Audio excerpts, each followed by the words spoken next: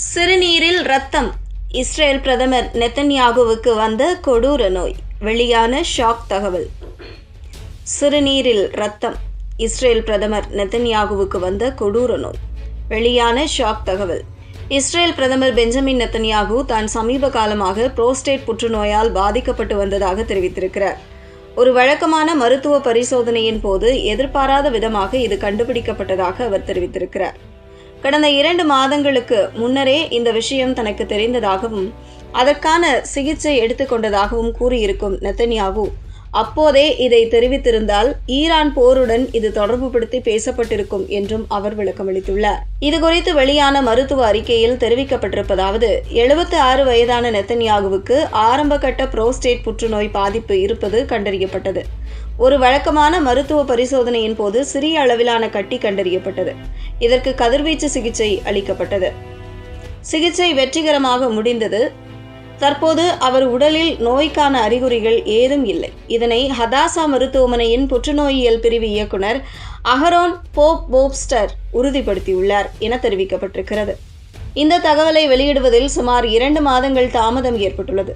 அதற்கான காரணத்தை நெத்தன்யாகு தனது சமூக வலைதள பக்கத்தில் விளக்கியுள்ளார். அதாவது, ஈரானுக்கு எதிரான போர் தீவிரமாக இருந்த சமயத்தில் இந்த தகவலை வெளியிட்டால் அது இஸ்ரேலுக்கு எதிராக தவறான பிரச்சாரங்களை உருவாக்கக்கூடும் என்பதால் ரகசியமாக வைத்திருந்ததாக கூறியுள்ளார்.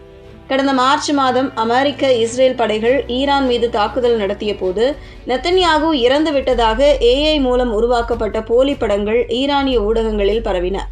அதற்கு முற்றுப்புள்ளி வைக்கவே தற்போது அவர் உண்மை நிலையை அவர் அறிவித்துள்ளார்.